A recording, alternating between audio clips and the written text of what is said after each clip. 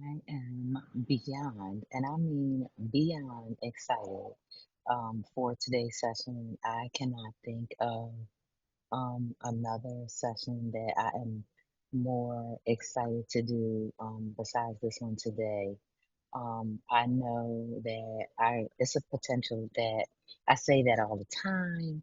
However, I have been able to do so much deep work um, on my own, and I've been able to do so much intensive thought work for myself that I'm excited to not only share the insights that I've gained, but to give you some actual takeaway tools, some actual takeaway techniques, some actual things to walk away with to really be able to apply it immediately. And I mean immediately to your life, whether you are talking about interacting with a friend, whether you're talking about interacting with a colleague, whether you're talking about interacting with a stranger, whether you are talking about interacting with people that maybe you're just meeting for the first time. But at the end of the day, the deep work involves going deep into understanding who we are. And so in today's um, focus of the Executive Acceleration Academy, we are going to focus in, as we always do, on tools that help us towards self evolution and tools that help us towards self empowerment. And I like to call it techniques, tactics, and tools. And all of those techniques and all of those tactics involve strategy. They all involve structure and they all involve sustainable methods and modes to be able to pick up at any point in time and get the work done. Because at the end of the day, what you need to be able to give yourself that self empowerment and to be able to put yourself on that trajectory is you just need some strategy and structure behind it. But even more so, you really want to be able to make forward steps. You want to be able to make those very specific cognitive and social connections. And you also really want to be able to feel good about recognizing your ability to manage radical change in your own life. And so, the way I like to think about whether we're talking about tech on Tuesdays, whether we're talking about being wise in the workplace, or whether we are talking about really applying critical thought leadership to the way that we just deal with life every day, the critical part is recognizing that we get to choose the mindset that's going to help us with any goal that we want. And one of the things that I have learned, more so I would say in the past 5-ish years than anything, and more in the past 2 to 3, is that the way we get to train our minds is going to have the biggest impact in anything we're trying to do. So, whether we're talking something specifically like, okay, I want to do a deep dive into what I feel my major issue is, right? So, for me, what I'm learning, my major issue is I still have unhealed trauma from my childhood that I still haven't figured out how to get whatever that need was met or whatever. So what I learned in different relationships is okay, that thing is still there. Now, I might can't recognize it as early as I would like to, because if I could, then I probably would avoid a lot of relationships that I get in. I probably would avoid that. So, but what I can learn from it is okay, here's a blind spot of mine. And so this blind spot is going to always come up in relationships with women, period. No matter the background, is going to always come up in the relationships with women because my very first and most important and most significant relationship with a woman did not work out the way it was supposed to. So that means that even if I've had amazing women in my life, like my grandmother, I mean, she was amazing, except for she was an alcoholic, right? Like, but she was an amazing human being. She was classy, right? She smoked cigarettes, but like I loved her so much, right?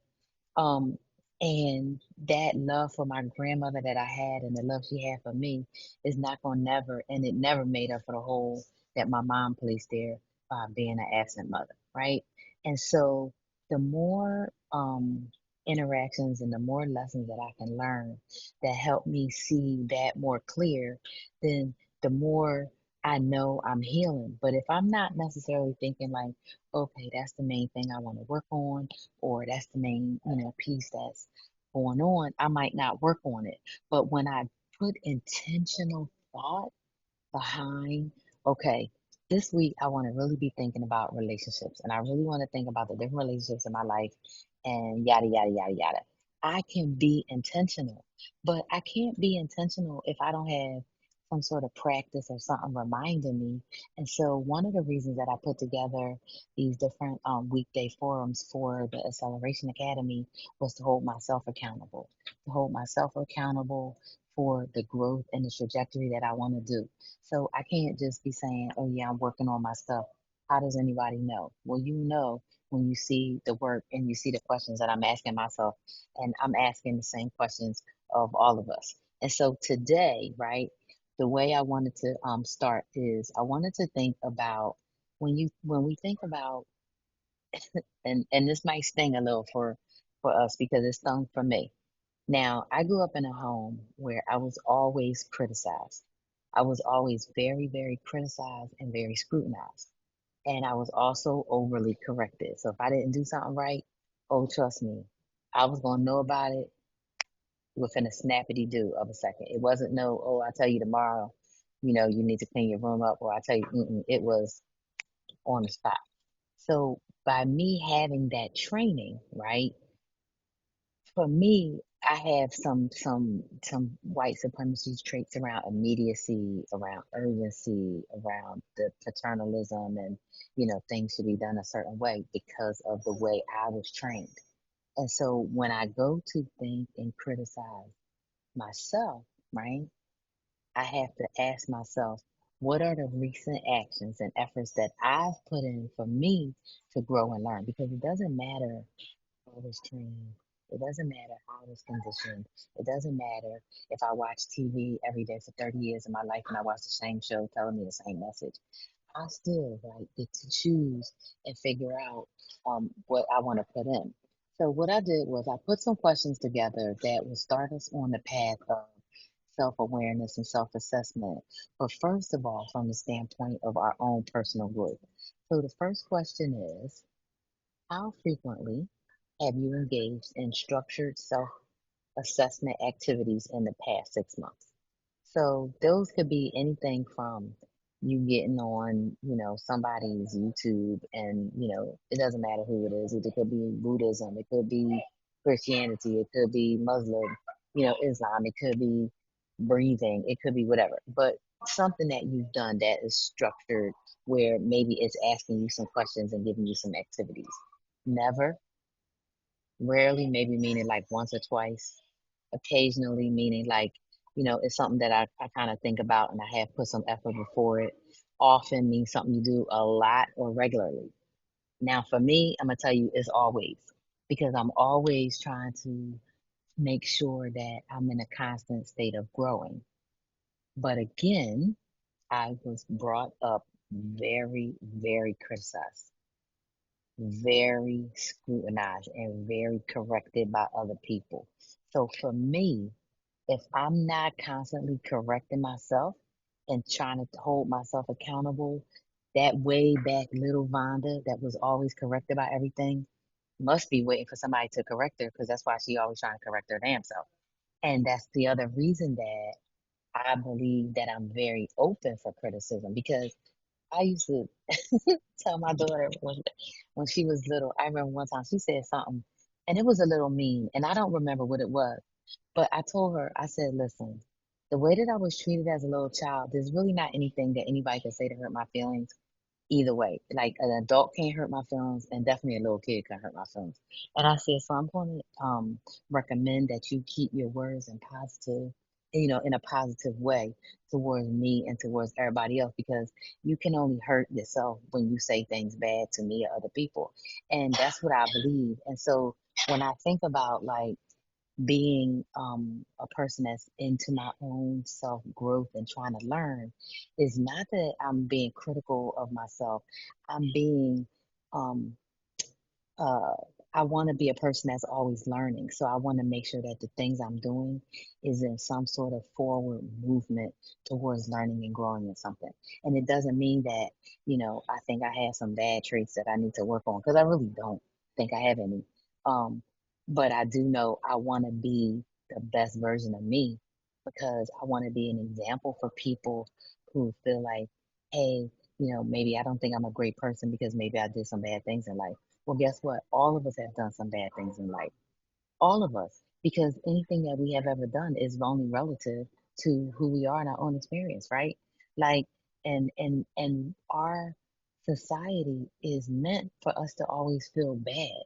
And what I want to help people know is it doesn't matter what your life has ever been or what it is today. You don't have to feel bad about anything. You don't have to feel bad about anything because what you get the opportunity to do is to grow, to learn and heal and be the best version of yourself. You don't have to accept nobody's viewpoint of you being a bad human being or a person that may have did something wrong or this and that. It doesn't matter what other people say. What matters is what you say. And so when you think about activities that give you a chance to assess yourself, it's not nothing that's really going to be outside, right? It's going to be you sitting with yourself. So maybe that's once a day, you just sit quiet and don't do anything, right? Maybe just once a day, you just sit and see how you feel sitting straight up in a chair versus like I used to be a back sleeper, like a perfectly still. I used to call it the dead man sleep. I used to go sleep dead man. Yes, just like that. For like 8, 9 hours a night. And then I started sleeping all cramped up again and smushed up. And so last night and the night before, the last 2 nights, well, last night I fell asleep on the damn couch. That means I was too tired because I literally, after we had family farmers market night, I was exhausted. Must have been the carbs. I might have got a coma, a little carb coma, because I had a lemonade with some kind of cherry juice in it, and it wasn't the fresh cherries because I was with the kids and they wanted to get the junk one. But anyway, I fell asleep. But the other night I said I'm gonna sleep, see if I can try to sleep in that straight, position again. And I thought about how even when I'm doing my meditation or I'm doing my other work, I'm not laying in that position, but I still do these structured self assessments with myself because every day I assess my body, right? I assess what am I doing, what's going on. So I don't want people to think about it in like this super, let's call it anal way, like, oh, if you don't take a, don't, no, no, no. Just do you sit down, even if it's once a week? Like, I know there was a trend, I guess it started in the, what, maybe it started before COVID around this whole self care, this and self care that.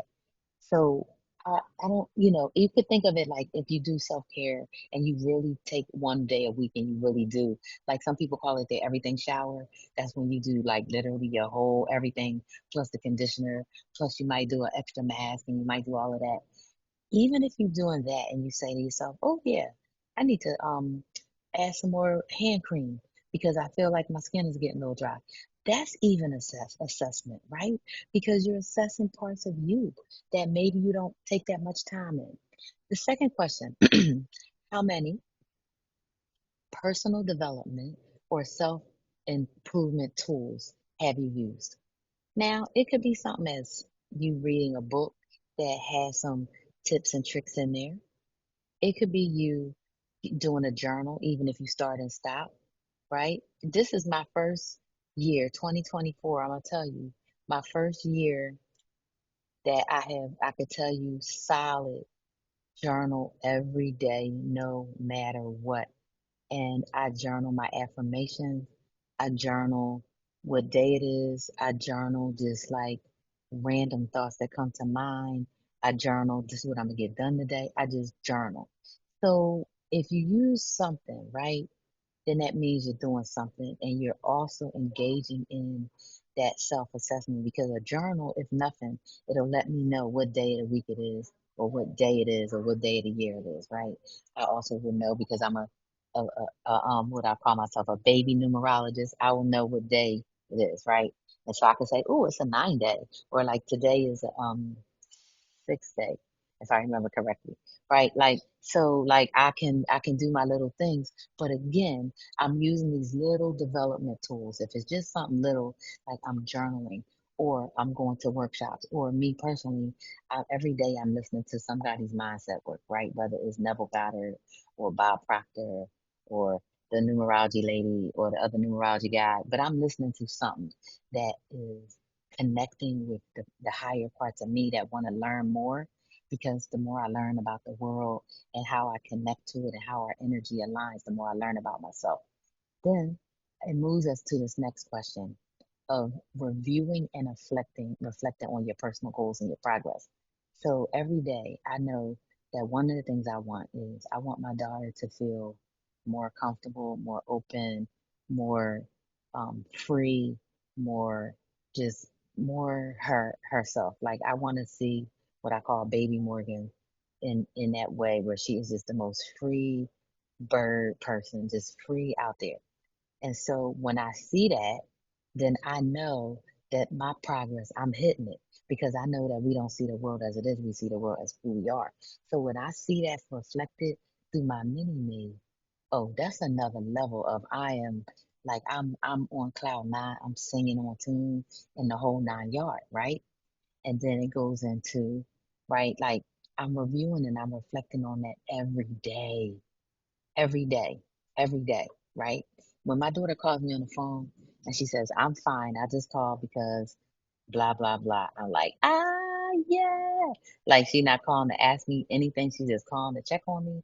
Like she called me today. I'm in the library because they have the best Wi-Fi. And she called me and she said, where are you? And I said, I just parked in front of the library. And she said, yeah, I wanted to call you before I knew you had class starting at 4:30. And I was like, he remembered. And like that's showing me, like I said, showing me. So that's how I know. So then go right into the next question.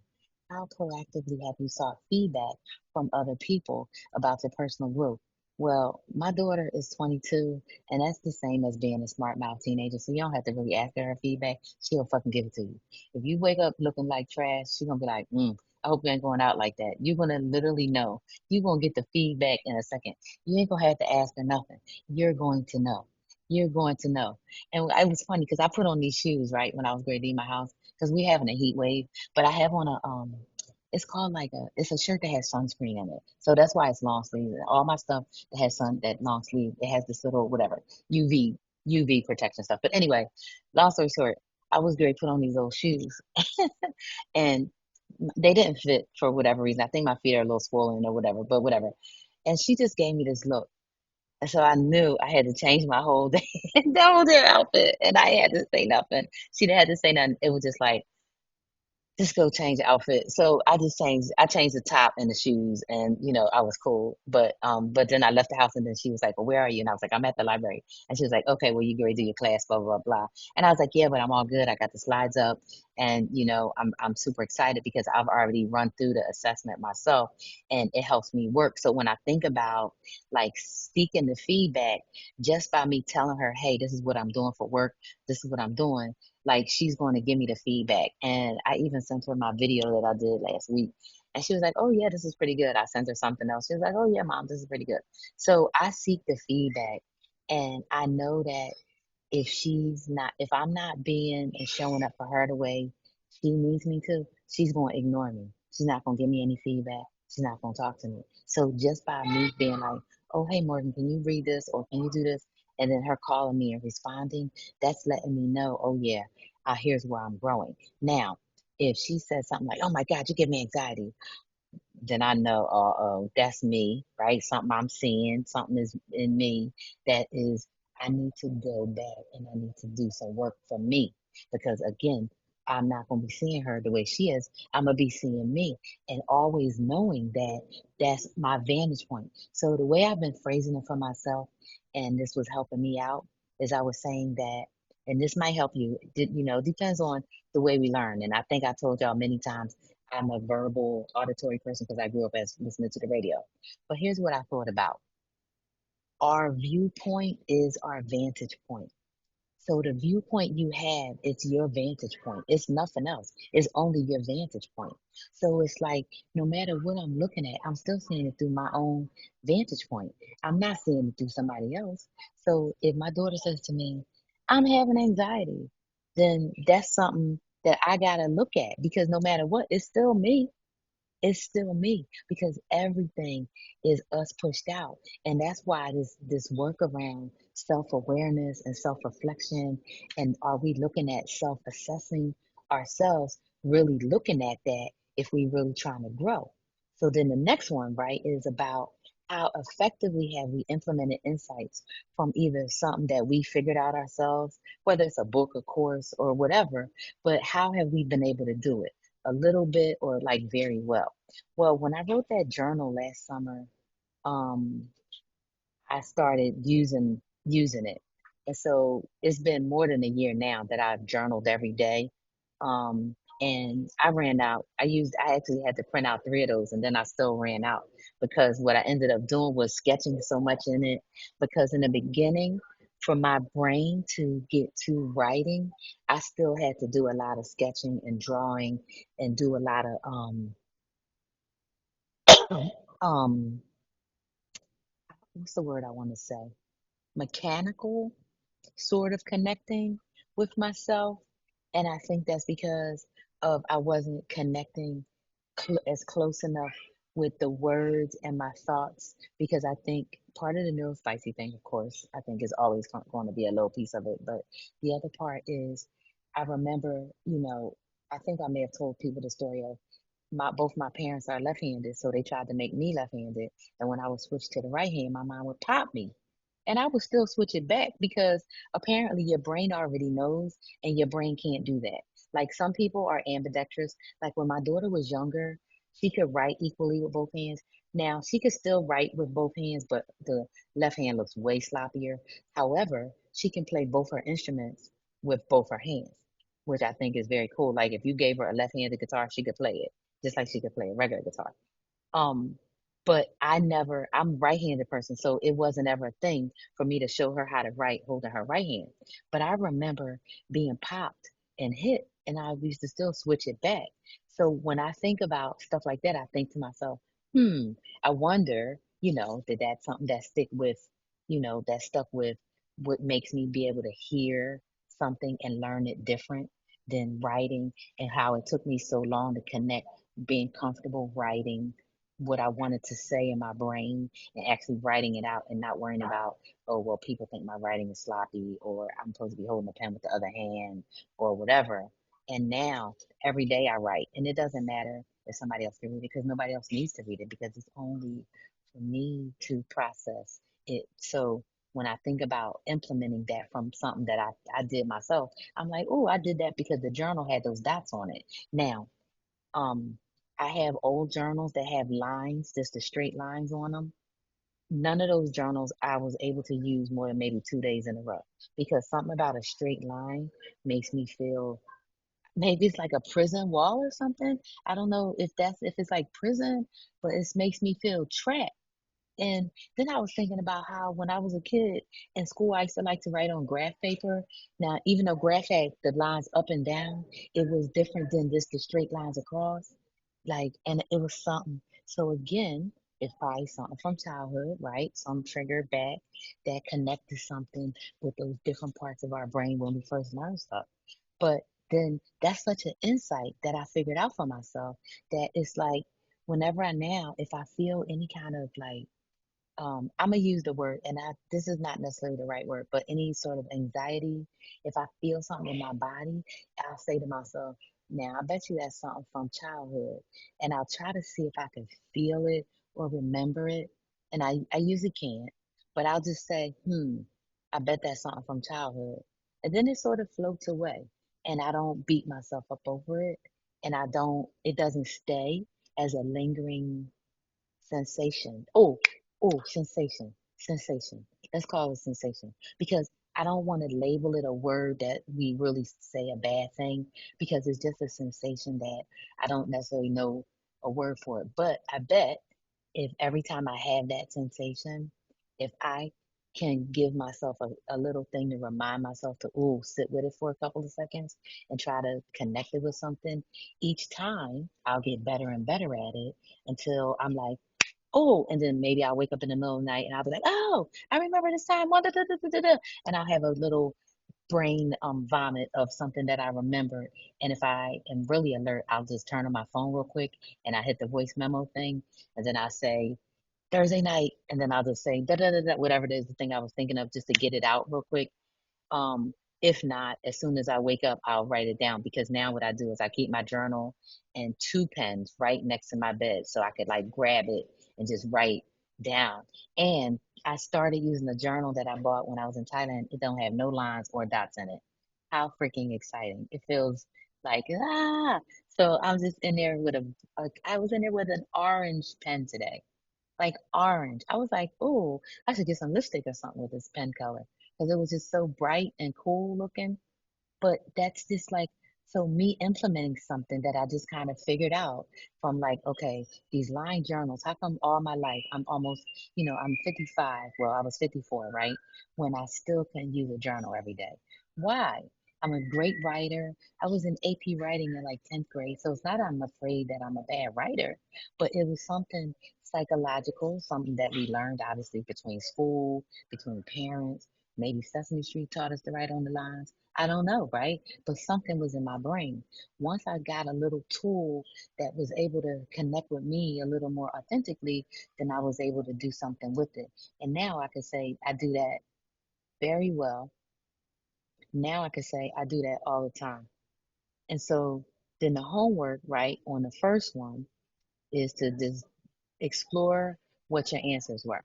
So when you go back and look at this, right, and then take a look at the questions, just explore them for yourself. Just ask yourself the question. Don't feel afraid of your answers.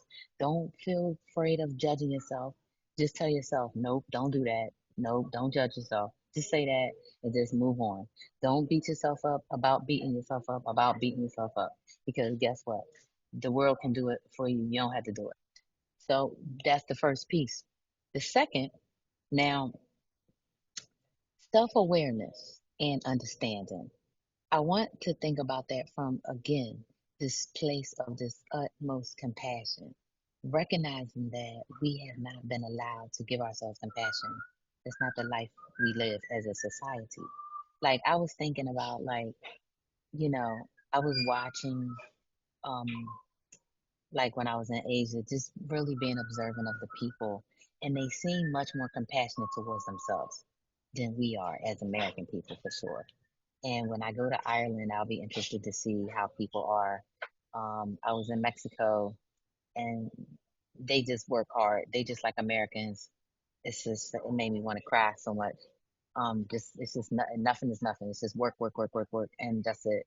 And still be really poor and not really being able to live a life. It was sad.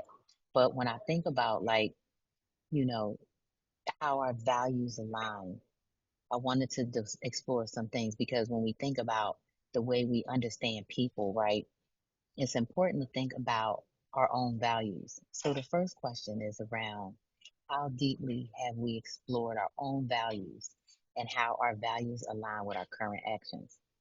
So for me, I've been thinking about how, my one and only dream. I was telling my daughter, we did like a little, we used to do these when she was little, like a do you really know me kind of thing. And I asked her some kind of question, like a quiz, to see if she really knows me. And she really does. It's always really cool to find, to make, she does.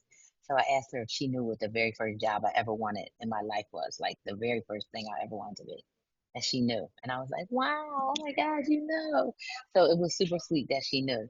And I thought about how now is basically part of, what I'm doing. So we'll get into that another time. But when I think about exploring my own values and how they connect with my current actions, for me, I can say 100%. Very, very, very deeply. All I've ever wanted to do was help people be critical thinkers, help people learn, love, know, to trust, and like themselves, so that they would have a different view on the world. I never wanted to change the world. I wanted to change myself, because I know that the happier I am, the better the world is. And I know that when other people can catch a hold of that, that's what they'll get too. And I know that it was very easy for me to get distracted into other things, like it's easy for all of us.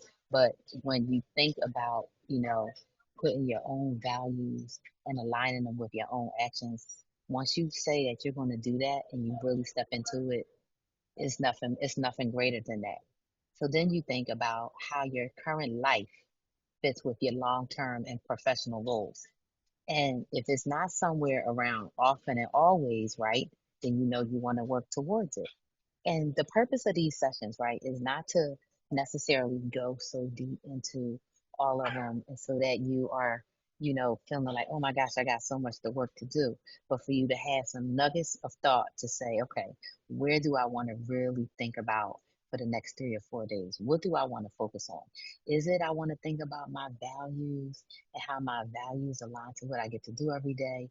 Or is it I want to think about barriers to my personal growth? Like, you know, I think a lot of times that my own barrier to my own personal growth was just me. But then I had to break down to what was that? Was it about confidence? Was it about, some area of capacity? What was it? And then I had to say, you know what it was? It was those areas that I have as a blind spot. The areas I have as a blind spot, right? The areas we have as blind spots are always going to come back to get us because those are the ones that we don't work on the most often.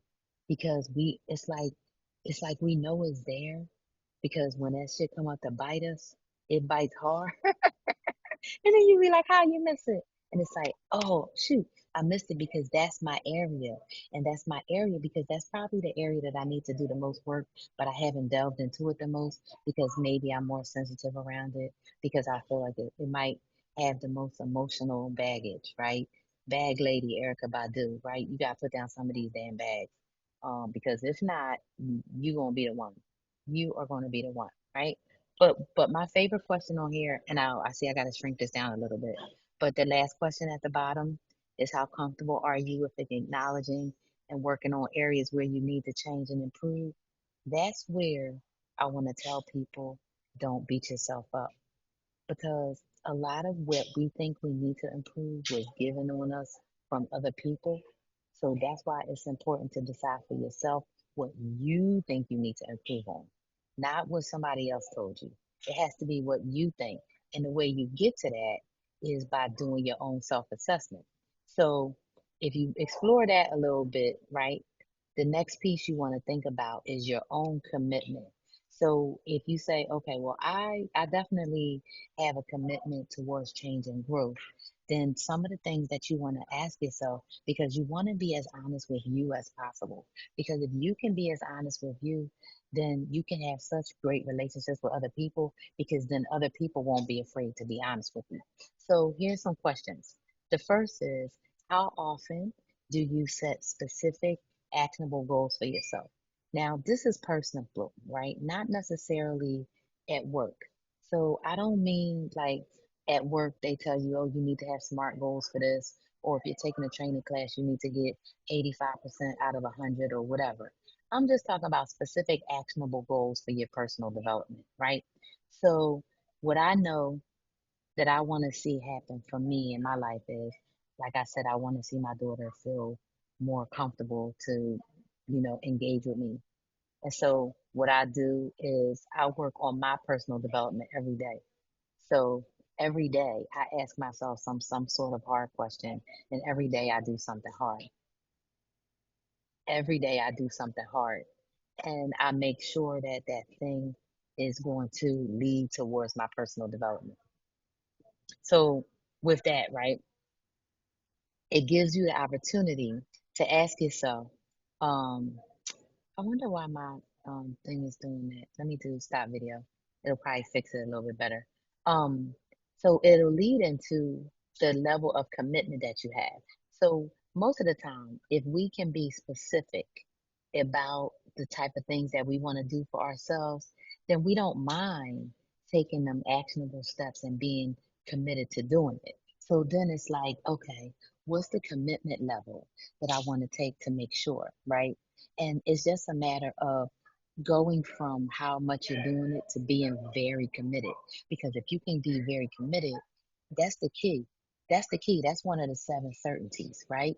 So then the question is, how often are you looking at evaluating and adjusting your strategy based on either what you learned or feedback? So once I figured out that I can't write on straight lines, I figured it out, right? Then I'm not trying to write on straight lines. I'm not trying to do it. So I went in my closet in my I have like a, we call it a den office guest room, an office guest room situation. So I went in there where all the old notebooks and stuff was, and I got the things that didn't have lines on there, right? And I got the journals out.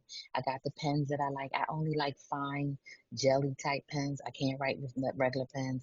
I can't write with pencils. I'm sure that's some autism stuff, right? People can't write with pencils. You that's some Rain Man stuff if I ever heard of it. I'm telling you, I know I got some things and I don't even care. But I know it's weird in terms of like from the standpoint of in all our lives we get told you have to be able to do this and you should be able to do this and everybody no, because if a pencil feels weird in my hand, I'm not the only person a pencil feels weird to. You're not gonna tell me that it's 330 million people in America and there's only three people that don't like holding pencils. No, I don't think so. I do not think so. If that was the case, why would we have all these different shaped pencils? Why would we have 97 gel type pens, 0.75, point 0.5, point the, if everybody was the same, right? So when it comes to you adapting yourself to what you need for you, it has to be what's for you. So when we get into back into the leader's mandate and the learner's mantra, and we get back into as a leader, your job is to be authentic, curious, empathetic. Authentically, I don't write with pencils. I can't write with a pencil. Now, if I was doing like a sketch, a drawing, yes, but I wouldn't be able to do it in a book because I'd be worried about the front of the paper smudging onto the pencil. I know that's autism. I know it is. I know it is because people who sketch, they sketch and they sketch and they don't worry about that stuff. But I'm all good with it. I'm fine with it. But again, I'm okay with my own self-reflection. I'm okay with when I see certain things and I learn about myself. That's who I am. I'm good with it. Okay. I adjust myself based on what I learn or what I get fed back, right? That time, the last time my daughter said, "You gave me anxiety," I said, "Okay, what is this about?" And I just started sitting back and trying to like figure it out. I don't have it figured out yet, but I keep on trying. I'm figuring out what is this anxiety? What does it mean? Like, why every couple of weeks is she screaming at me? I don't know. But I need to do some work. That's my area. Okay. So, how proactive are you in seeking resources or support to help you achieve your personal growth? Right. And then it's again, not at all through very proactive.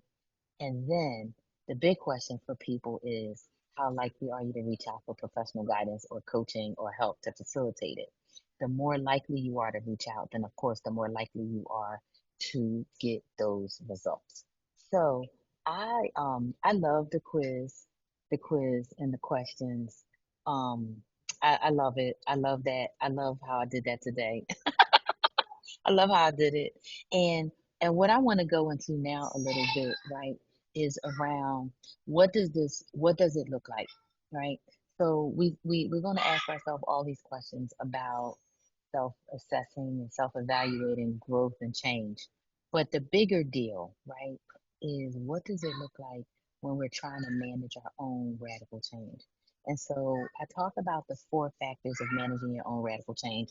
The first one is called the lovely mode and the four M's. The four M's are your message, your mindset, your mood, and your movement, right? What you say, how you think, how you feel, and how you act, how you act, how you act. And all of that put together are the four M's. And I believe that as long as you stay in lovely mode and you think positive and you think optimistic and you think happy and you think in the way that you want to be, that's how your life is going to be. And that's the way to start the managing of your own radical change. The second piece is what I call the leader's mandate. And it's up to the leader to be what I call an optimistic ace, right? ACE stands for authentic, curiosity, and empathetic. And that's where Unleashed Empathy was born. It was born out of what is important for a leader. But empathy alone is more than just talk. Empathy has to be based in curiosity for other people and other people's perspective. And that curiosity has to be based in being an authentic person who is okay with who they are. And all of that has to be based in a focus around understanding your own mindset, the way you talk to yourself, the way you feel about yourself, and the way that all of that has an impact on your behavior. Now, the learner's mantra is what I call the seven C's or seven certainties. And those seven certainties take you towards result certainty and the steps to success. So we're going to talk for a second about the seven certainties because it's real important that you recognize that those things are a get to know you exercise, right?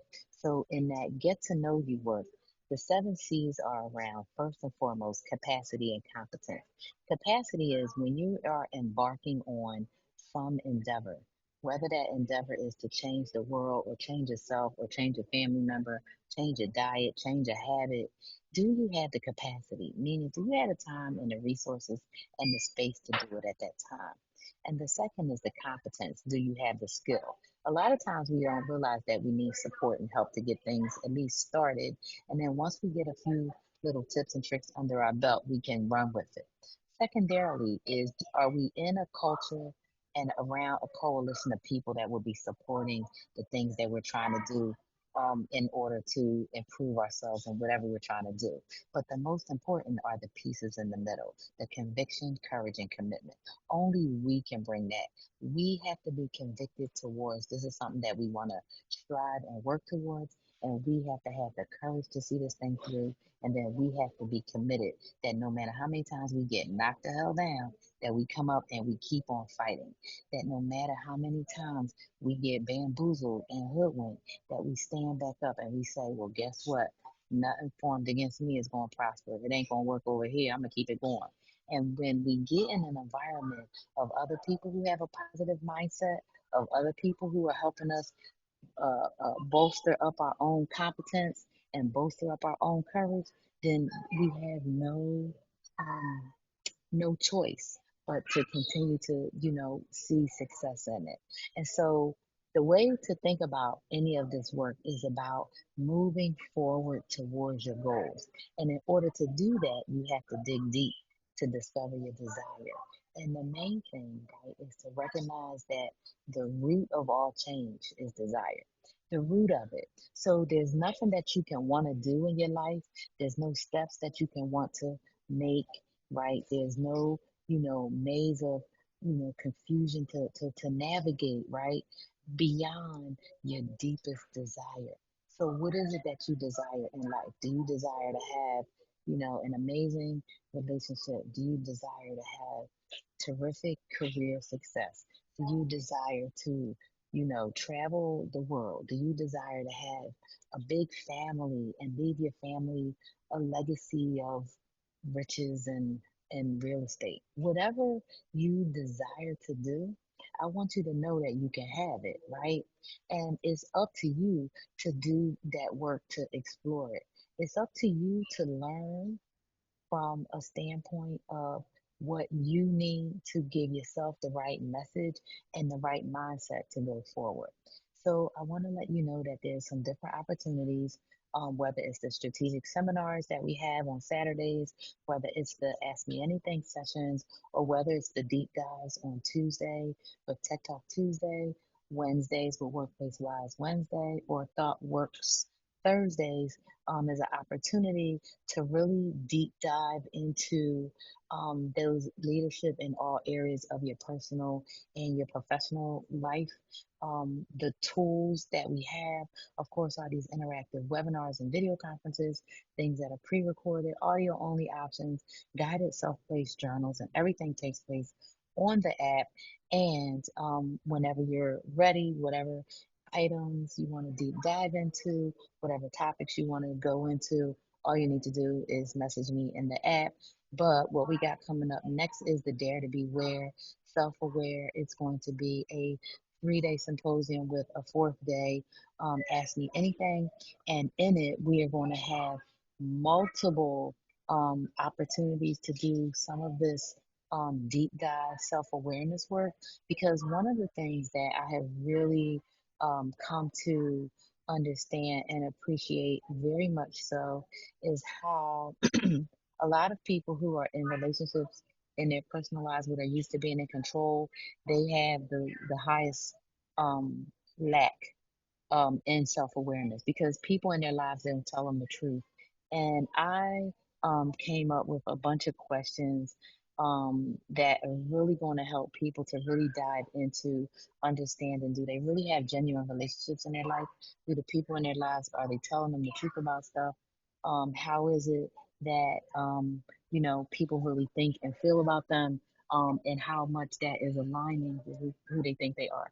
So I am excited to have that conversation over 3 days, and for us to, like I said, continue to make that forward motion, and really dig deep.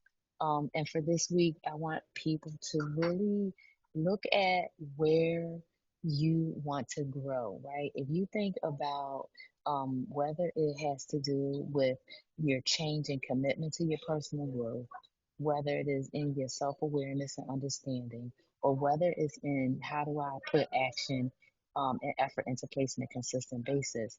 It's up to you to just take some time and think about that.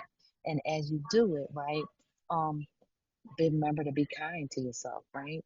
Remember to give yourself grace and recognize that we've been conditioned and programmed into really hating ourselves and treating ourselves bad and to beating ourselves up. And that hasn't ever worked and it's never going to work. And that's not the way that thought should work, right? Thought should work that we be able to deep dive inward, that we be able to make those forward motions that allow us those connecting points, right? To connect to ourselves, the world around us, and the person we want to be.